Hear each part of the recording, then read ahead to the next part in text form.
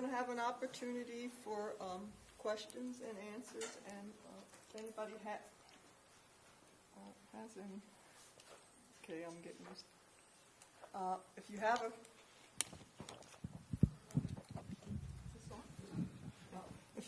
if you have a question, and I'll come around with the mic.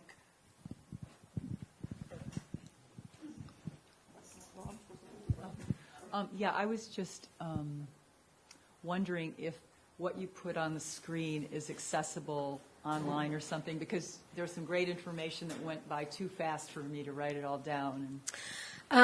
Yeah, I already, Marie has a copy of the PowerPoint slides, so you're welcome to forward them to anybody. And also, just about everything I said, except some of the very recent things, are in my 3 papers. So there's also an email sign-up sheet there to get those. So the combination of the PowerPoint slides and the 3 papers. And also email me, too, because if you have further questions, I'm happy to communicate. Thank you.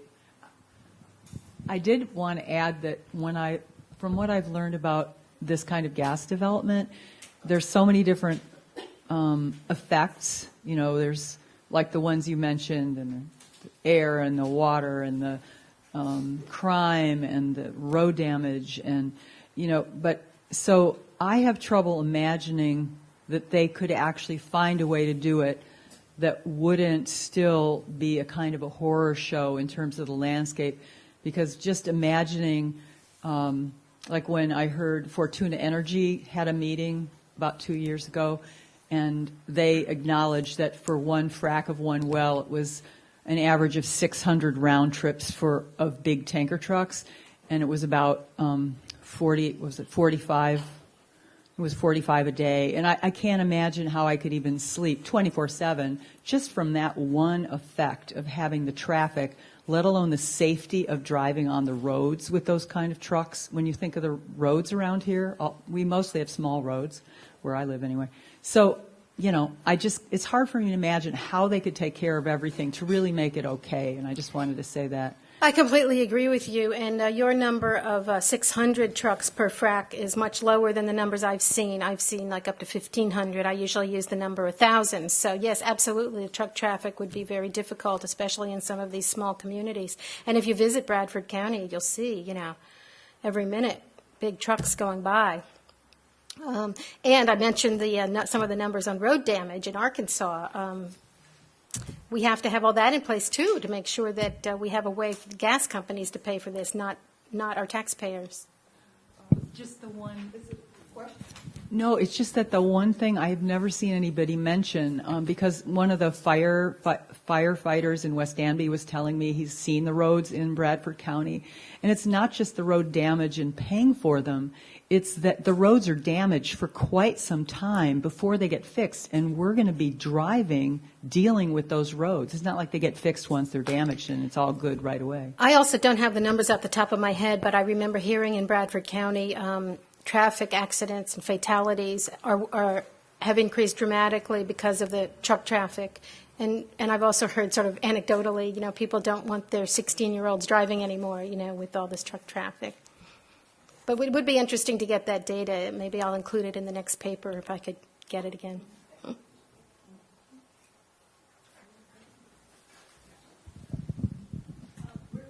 FYI, we're passing around a clipboard for more information, general information, and then there's another clipboard in the back here for signing up for Dr. Barth's paper. Yeah, that's true. She has 3 different papers there, and we're happy to email them to all 3 to anybody who wants them. Basically, what I heard was that the companies that want to do the drilling are using their huge financial resources to paint an unrealistic picture, trying to sell the public that this is good. You're absolutely right. This gas industry, they're spending millions and millions of dollars on PR, advertising, political contributions, lobbying, and hiring consultants to do economic impact studies to try to make us all believe that what they're coming out with is the truth. And frankly, I feel we as honest Americans have to come out and take them to task, because I really feel that the gas industry is not being truthful to the American public or to our legislators, and our legislators seem to be listening to them. And they're lying, I think, about the cleanliness of it as a fuel, and they're lying about economic impact. I know people want to believe these things. I know, and there are a lot of people struggling, and they want to think that everybody's going to have a job from this. It's not the case. We could all be much worse off later. Could you talk a little bit about the delivery of this message in Albany?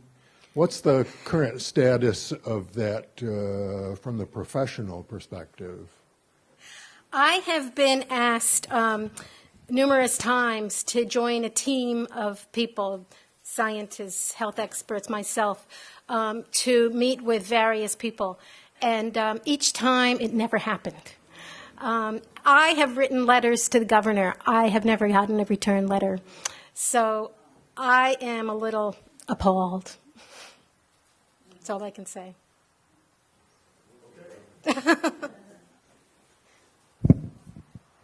The current moratorium, is it on all gas drilling, or is it just on hydrofracking?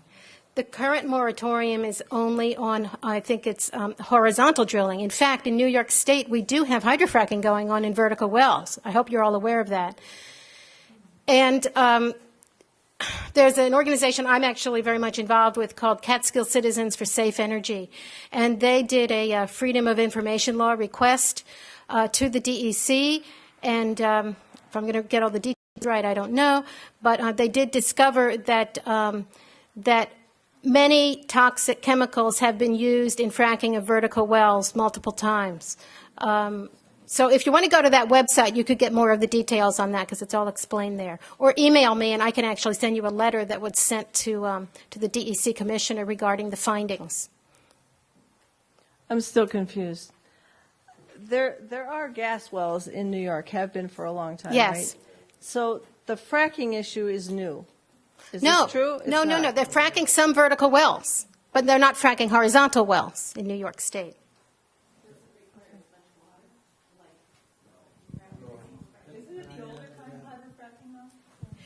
That's the point. The FOIL request actually discovered that even though they keep claiming it's the old kind of fracking, less water, fewer chemicals, a less powerful explosion underground, we have discovered through looking at these documents that we requested that there are in fact some high volume, high pressure fracking with the chemicals going on, but only vertical wells, or there at least was for a period of time. And I don't, again, email me and I can send you the details. I don't have it all at the top of my head. Edward Copelandberg. You and I have met, Jannette, yes. I, many aeons ago, got a degree in natural gas technology. So I can say this, not me. that fracking has been around for 40, 60 years. The gas companies are right when they say we've been doing this for years. But they're lying when they say they've been doing this for years, because they haven't been doing these long lateral, high volume, high pressure hydrofracking. So when you drill a vertical well, you might be down 5,000, 6,000 feet, and you fracture down in the gas formation, and they have historically been using either explosives or things like hydrochloric acid. What they're doing now is these laterals run out 1-2 miles from the well and more, and because they have this long reach after they go down a couple thousand feet or 5,000 feet, then they go way out, they're trying to get very high pressure and fracking way out at the end of that, and then fracking all the way back. And that means that they're doing fracking in stages. There may be 20 stages by the time they get back to where the vertical part of the well is. And so there's 20 frac jobs, and each one of them is requiring millions of gallons of water and lots of chemicals to keep that sand in suspension, which they use to prop open the fractures, and lots of odds and ends in there to keep bacteria from growing and everything else. So these are the real highly toxic chemicals.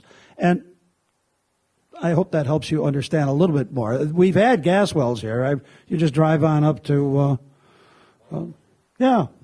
And you're right, fracking has been going on in a different way for a long time. And wasn't it Tony Ingraffea who says that today's frack job is not your grandmother's frack job?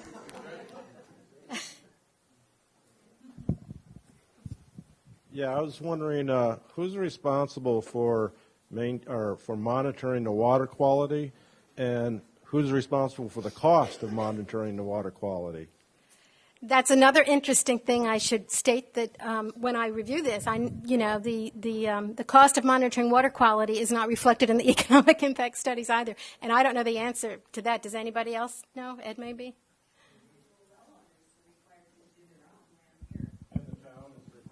Yeah. I mean, there were some cases in which in some cases, the gas company is required to test the private wells within 1,000 feet or something, but it all depends on. We don't have regulations like that in New York yet. I think that's what they're supposed to come out with. And I think when they do come out, I think everybody should look at them really carefully and comment on them. Question over here, Dr. Barth. Did your research tell you what the break-even point is for the price of gas for the current high-volume slickwater hydrofracking, and how does that compare to the current selling price for gas? I have not done that research. I've seen other people do that research, and you might want to look at some Arthur Berman stuff. But the price of natural gas now is low, and most of the speculation that I see is that the price is below the break-even point now. I don't know what the actual. I've seen like $7 to $8 as a possible break-even point, but don't quote me. And it's now around $4. So just one follow-up question then. If they're selling at 4 and the break-even point is 7 to 8, say, then why would they be drilling in Pennsylvania? Where would that gas be going? How could they get more than $4 per gallon? Are they selling it overseas? That isn't a whole other issue. We didn't discuss too much about pipelines, but the major pipelines that are being built to our major ports.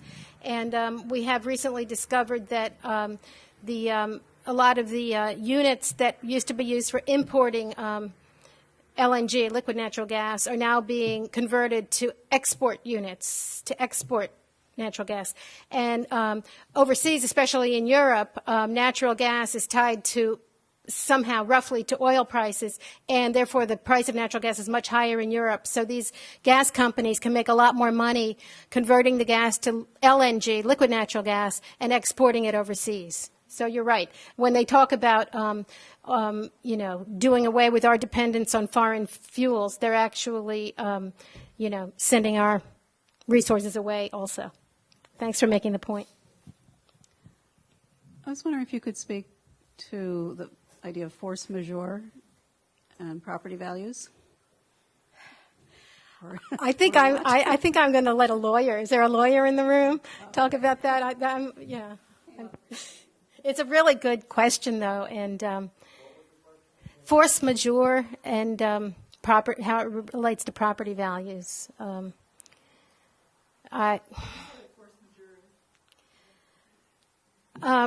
Yeah, I guess if is somebody an expert on this, because they might explain it better than I do, but I'll do my best if not.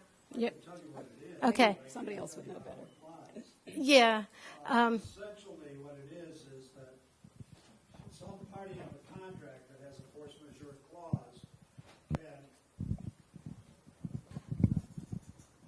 one of the parties in a contract, or either party in that has a force majeure clause, and most of them do, can essentially escape from the burdens of the contract by something that used to be called an act of God. So if there was a tornado that came through and destroyed your plant, you obviously can't produce what you said you were going to sell to somebody, and so you could claim force majeure.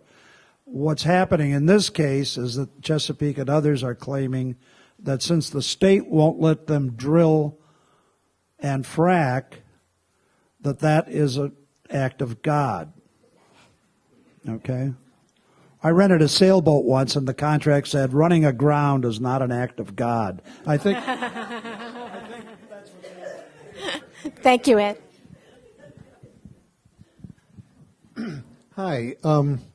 It seems like, from everything I've heard, that this is fraught with tremendous amount of risk, and we really don't have a plan B other than evacuate or throw away the community kind of thing.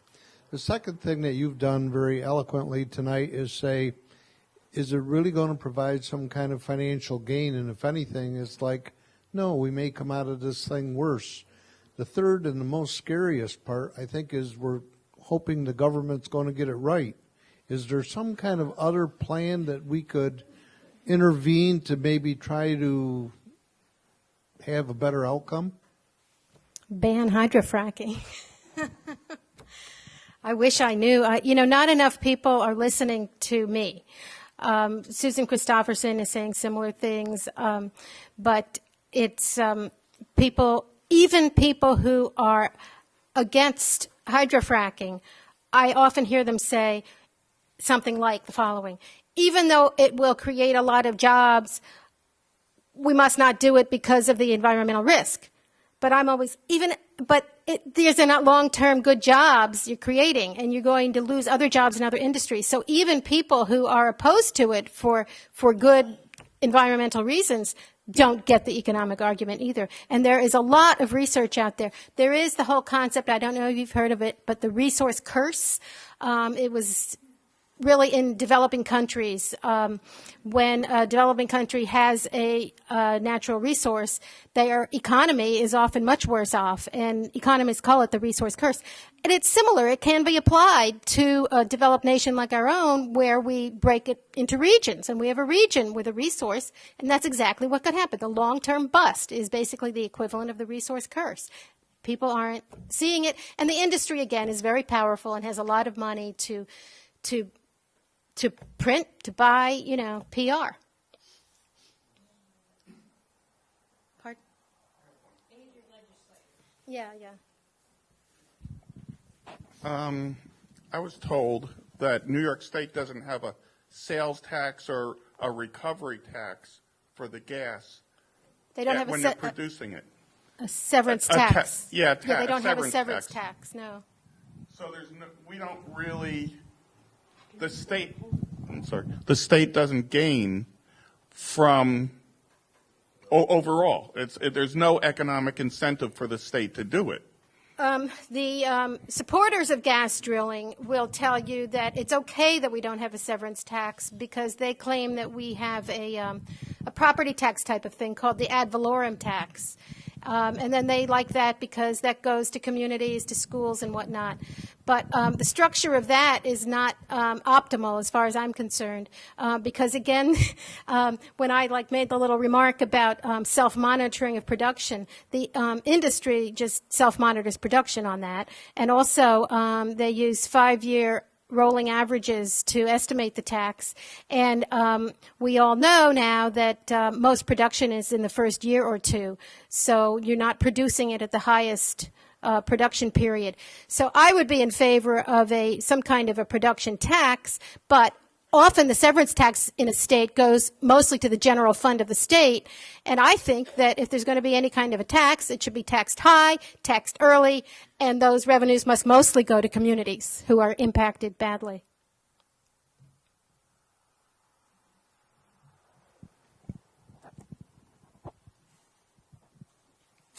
Can you talk a little bit about the reaction of industry to your studies, if there has been any type of reaction? I've had a lot of comments from industry. I think a lot of them are trying to find dirt on me, and fortunately I've lived a pretty clean life, so they haven't found anything yet. And I know that the industry is funding a lot of the efforts of some of the landowner coalitions. Maybe some of you are members of landowner coalitions, I don't know. But the industry is behind a lot of them and helping them, with their funds. And a lot of those landowner coalition people have heckled me at talks, have, written nasty things in papers about me. And, try to discredit me every time they can. So it's not been fun, but I feel very strongly about this, about my position on this, and I feel very strongly about getting the truth out. And it's very hard to fight a powerful industry, but yeah.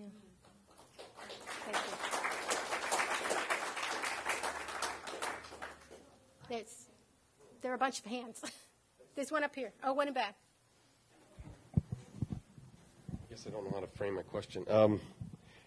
Have you reviewed or have heard any of the data coming from Canada in regards to the extraction using natural gas, or liquid propane? And if so, have you reviewed these, and how much different is it? I don't think the economic impact would be different at all, because it's still an extractive industry with the short-term boom, long-term bust. So in my area of expertise, I don't think it would be any different.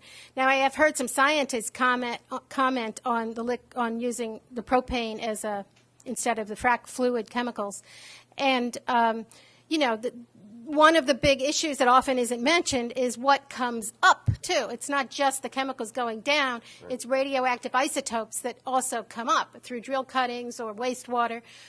So there's still a lot of issues even with that technique. But I'm no expert in that. Okay. Well, thank you.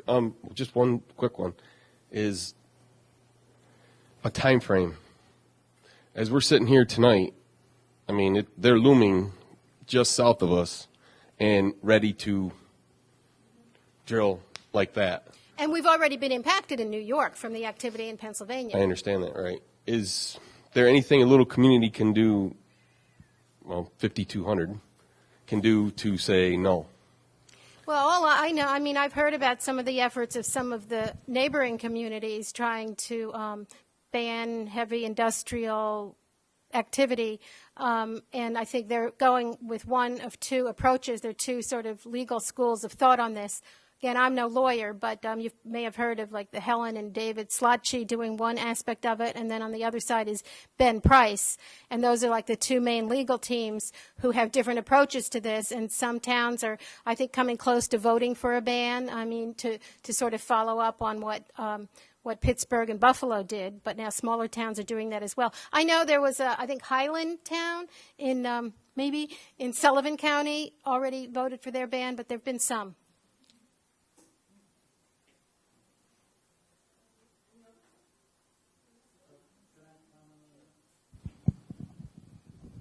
The big problem is that the state reserves the right to control oil and gas. So if the town of Newfield or the town of Danby says you can't do this, the gas companies can say tough.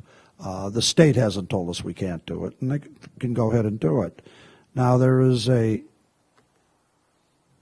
bill, I understand, that Seward had proposed or signed on to. I'm not sure whether he proposed it, initiated it, or just signed it, but to try to restore to the local communities the rights to deal with this gas drilling. Whether that will get passed through the Senate and then the House and then be signed by the governor is another question.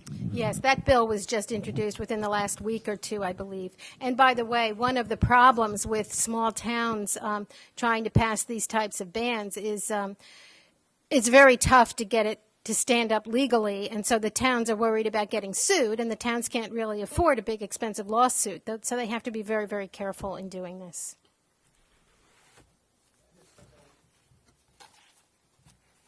I just wanted to clarify a little bit about, just from what I've known about the bans.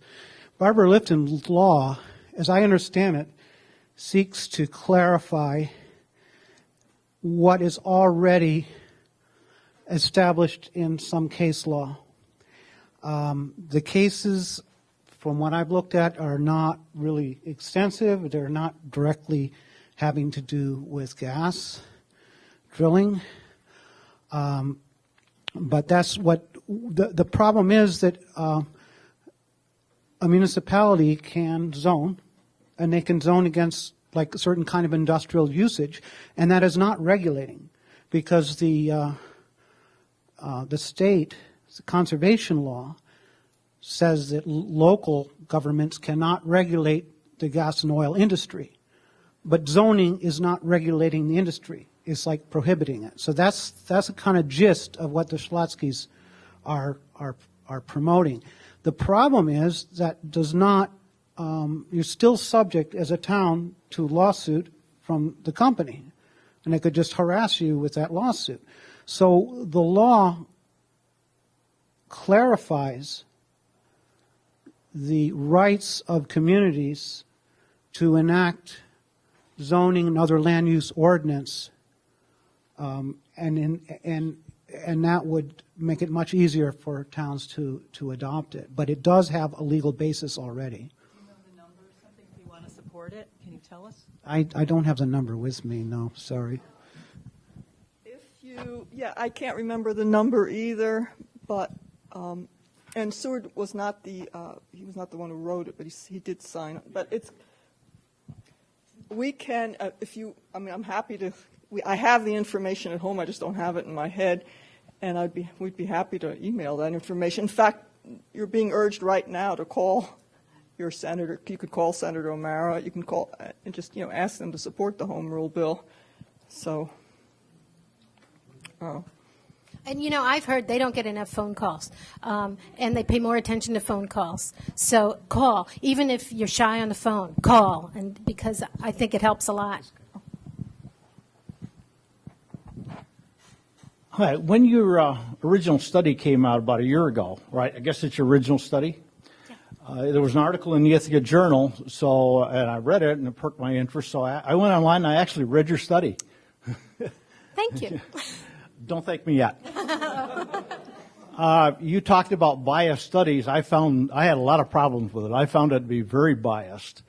For instance, a little while ago, you were talking about how comparing the gas-producing counties in New York with the non-gas-producing neighborhood counties and how they weren't doing any better or maybe worse.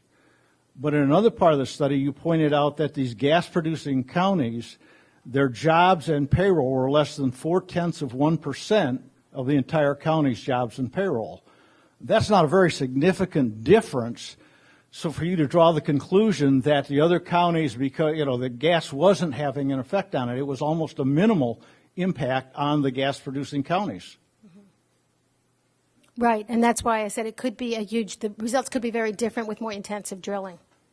Yeah, and I noticed throughout, you didn't say that, though, in your study. Right. And throughout your study, you said things like may, if.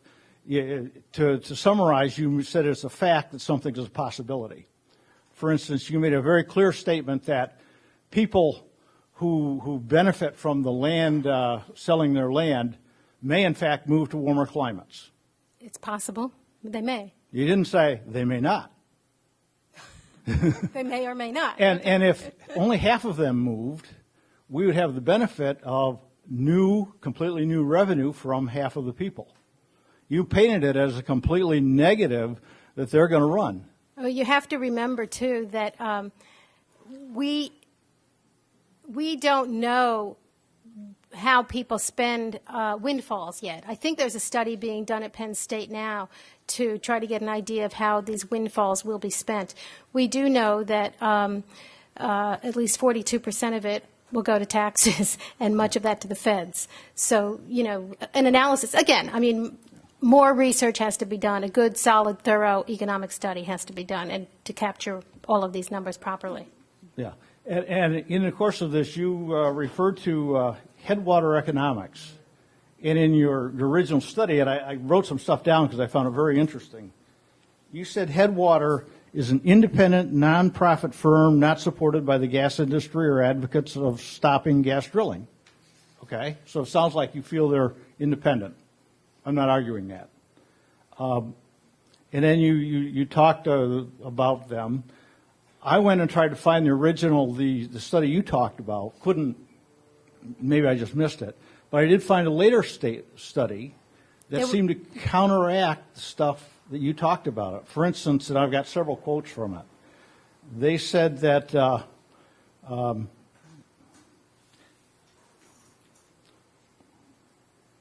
let me just get, in a later study, Headwaters said, price is the primary driver of gas development activity. Energy-producing states outperformed their peers fiscally at the start of the recession, but ultimately the decline in fossil fuel prices and reduced revenue exposed them to the impacts of the recession. So basically they were better off than non-producers at the beginning of the recession.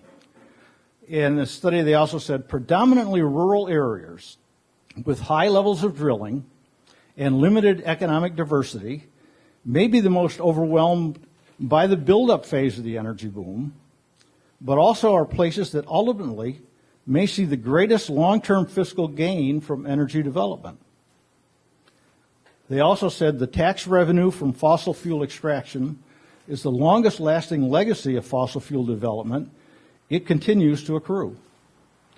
If it's taxed properly. Yeah. And then for those concerned about green energy, Headwater praises Colorado made energy revenue funding available for regional clean energy initiatives. In Garfield County, the funding helped launch an effort that has grown businesses and jobs and has funded clean energy infrastructure.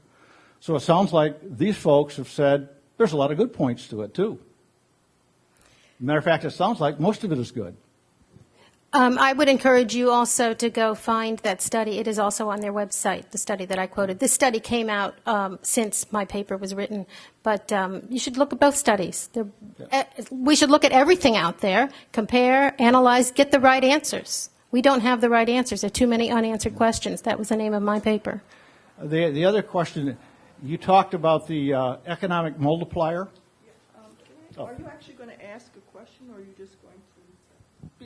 A combination. Because we did, we don't want long statements. If you have an actual question, you can ask it, but you're just going to. Just another question then. You talked about economic multipliers. Did you ever come up with an economic multiplier for the tourism industry? Because you recommended that, but you never gave an economic multiplier in your study. New York City Office of New York State Office of Tourism has estimated that, and it's on their website, and I can't recall it offhand, but it's quite large. It is larger than the multiplier on natural gas. But go to their website and see it. Could I follow up with a question on that then? I'm sorry? Could I follow up with another question? Sure. On economic? In my understanding of math, there's two parts to multiplication.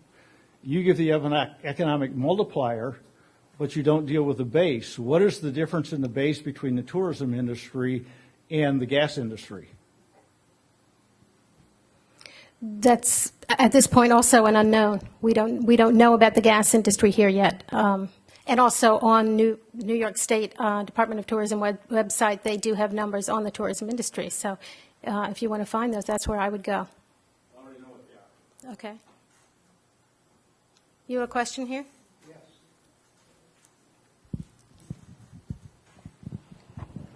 In my opinion, and it's my opinion only, the only way to find out about this is to go ahead and do it. And if it's negative like it looks, we're all going to suffer. And I've picked that up from what you've said. Mm-hmm. What's your comment on that, please? Well, again, I think we're lucky that in a neighboring state in Pennsylvania, they're doing it, and they're doing it gangbusters, and we should sit and watch. And if it's all positive, fine. If it's not, don't do it. So, but watch Pennsylvania. And Pennsylvania is very different from Wyoming, very different from Texas, very different from Arkansas, a little more similar to New York. So I think we're lucky we can watch Pennsylvania. Thank you. Pennsylvania, and next week, next week we are going to have two dairy farmers and two women who have leased their land. They're going to be coming to talk about this. I think you should come. I think you'll get some answers to just how that is playing out in Bradford County, which is where most of the drilling is taking place right now in Pennsylvania. And I just encourage you to come. Then I think you'll get on the ground answers that might surprise you. So,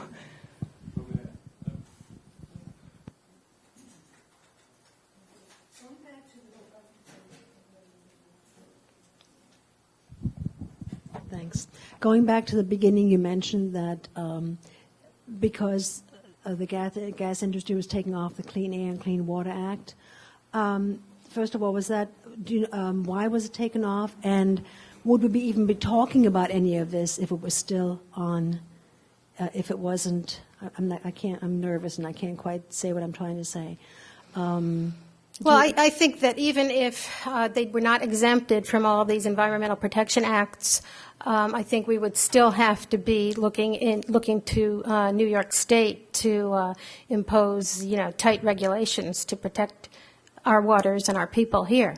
But I think it's a big glaring omission to have them exempted from these acts that are meant to protect our national health. And why did that happen? And is there any way of reversing that?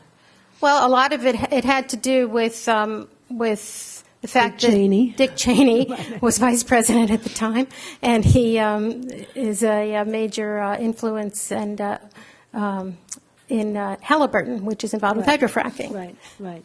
But is there any way that can be reversed? Oh, well, there's the FRAC Act. So you should support the FRAC Act, which several congressmen and women are trying to get passed to remove the exemption and require chemicals to be, divulged as to what's being used. So support the FRAC Act. Again, I'll make a plug for the organization I work with, CatskillCitizens.org. They have action steps on their website. They list all of the bills that are currently up for consideration. So they give you ways, it explains what they are, and give you ways to act on them and who to call. What is it again? CatskillCitizens.org. It's all one word.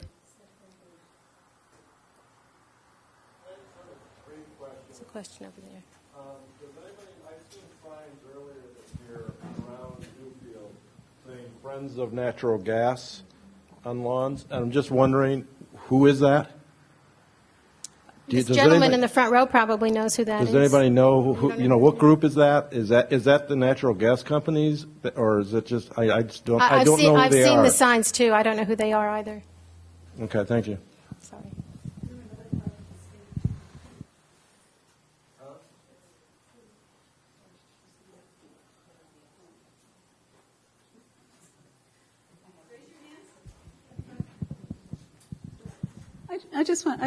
I never hear much talk about, in terms of the economics, the role of property values. And I just heard recently the Tompkins County Trust, I may be wrong, has recently said that they would not give a loan for a property that had a lease attached to it. Is that wrong? No, that's very true. I actually, in one little section in here, I was mentioning in my talk that there are a lot of banks that will no longer give mortgages to homes that have gas leases or even homes near gas leases. Right. That's true. I've heard that in Pennsylvania and New York. And I know that both in Colorado and in Texas, homes have been devalued significantly, and in Pennsylvania now, actually, when there's a gas lease on the property. So it is, And if you look at a map, nearly our entire county is colored orange. Right. And when you think of it in those terms, I might not have a lease, my neighbors may. When I go to sell my house with all the activity going on, let alone the activity and possible water damage or water contamination over an aquifer that everybody relies on, should one little incident happen that ruined that, you'd have many people having to have a water buffalo tank in their driveway at 20 below zero in the winter that they're responsible for paying the electric for to keep warm, as far as I understand. And houses that has happened to in Pennsylvania have been reported to have just really taken a huge dive in terms of property value. That's absolutely right. To me, that's a large part of the economic issue.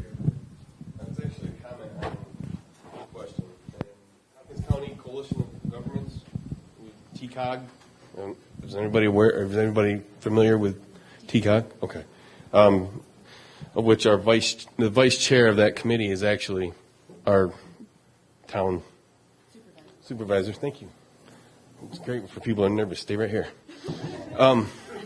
They're actually, my wife works for the assessment department in Tompkins County, and they're actually the county assessor and the people that take care of the assessing are all being brought up to speed with what the impact, real estate impact of fracking will have in Tompkins County. So if you have any other questions, I'm sure Richard would know a lot more about that.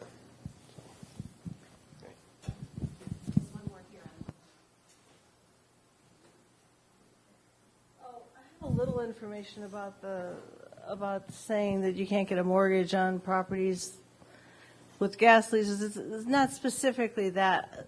Mortgages that are being sold on the secondary market, there is a problem. They're very shy of gas leases. But the biggest problem, I think, at this point is that a lot of these leases are not known. They're not registered. Some people don't have copies of their leases. And in that case, it's a problem getting a mortgage if you can't prove what exactly that lease says. But to make a blanket statement that you can't mortgage a property that has a gas lease on it, that's just not right. Yeah, and I don't think that was the statement even made. I think the statement was made that there are many banks that are not willing to give a mortgage. It's not a blanket statement. You can't get a mortgage. Right.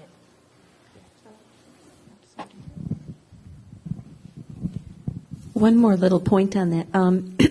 I understand that a lease actually encumbers the title, so banks can't pass through clear title on a property because it's encumbered. Have you had experience with that? I haven't had experience with leases at all, no. I don't get involved with leases.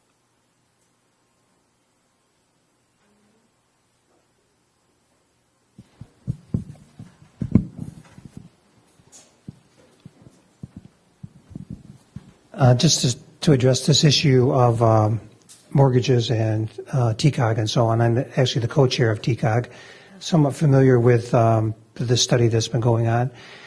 And it's our own trust company that's brought this issue forward. The trust company was the original entity that tries to put together a mortgage, but they typically don't hold on to them in the community. They typically sell them to the secondary market. And that's where the problem that they run into was if at any time that they find out that the property is within 300 feet of a leased property, then they cannot no longer give a residential mortgage. But you can get a commercial mortgage, which has a different interest rate. So you can still mortgage your property, but that's been one of the big issues. Another issue has been that oftentimes leases are not recorded at the county clerk, and then if they are recorded, then many times they'll just put a memorandum in without putting the whole lease agreement in. So there's a lot of information that's not being made available. So whenever someone tries to get a title insurance, they can't. And that's been an issue for some of the real estate attorneys as well. So these are things that are just being uncovered and been brought forward to the New York State governor and the legislature to let them deal with. But it's just one of the little side issues happening with this. And the banks don't know how to deal with it, and the assessment office doesn't know how to deal with it. So that's what they're trying to resolve. Another thing that has to be figured out before we leap forward. Can I just ask you something? There's no requirement to record leases? So the question was, is there any requirement to record a lease? Whoever records the lease first gets the lease. So if there are two gas companies that have both approached a landowner, the one that gets to the county courthouse first gets it. It's not whoever signed it first. So that's been an issue. The other issue dealing with leases is that many leases are expiring, and some county clerks have been accepting leases that have been signed only by the gas companies and not by the property owners, and some county clerks are only accepting them when they've been assigned by both parties. So there's that issues out there as well. What is legal? And that question has been asked to the State Attorney General's office for a legal ruling on that. So there's a lot of this is new to New York State. It's not new to Oklahoma. It's not new to Texas. And actually, they have very high severance taxes because they've figured out how to deal with this issue. And and that's what New York State is not. This is something completely new to us, new to our legislature, new to our local governments, and how we deal with this is something that we're all trying to grapple with right now. And there's a lot of questions and very few answers, and so that's what we're working on.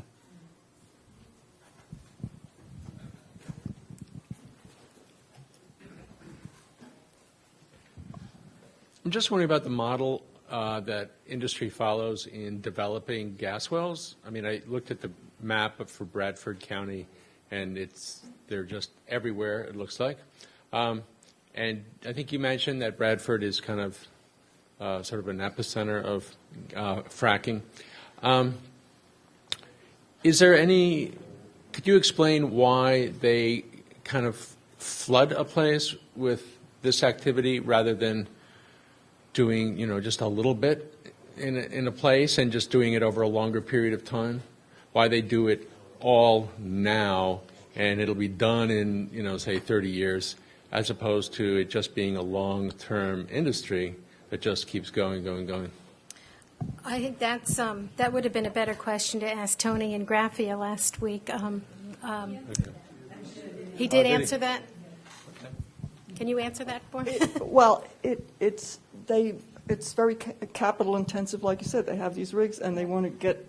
If they're just putting one here, if they keep on moving, it costs them a lot. They want to extract everything at once because it's most efficient that way, is what I understood. It's just very inefficient to do. Did he also talk about sweet spots?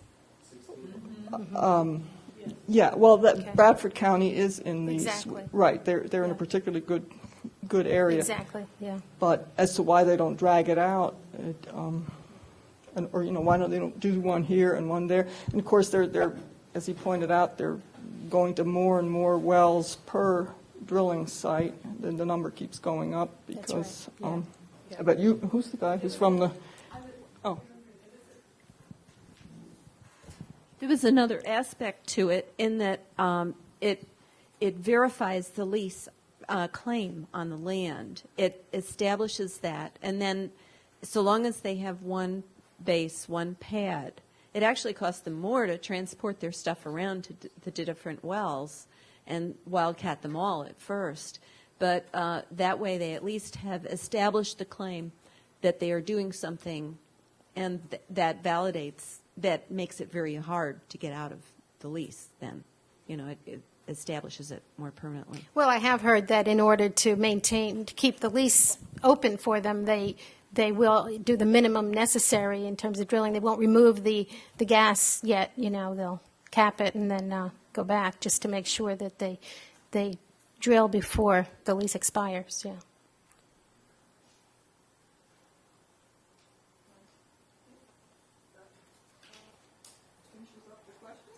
Okay. So I'd like to thank them. Oh, thank you. Thank you very much. Thank you. Okay. Thank you all for coming. And next week is part 3 in our series. And hope you all come. And I've heard those farmers from Bradford County speak, and they have some really good insights because they're actually living it. They're living gas drilling in Bradford County, and they're farmers, and they own the land, and they've seen a lot of impacts. So they talk about the positive, and they talk about the negative, and they really paint the true picture. So I really recommend coming to hear them next week.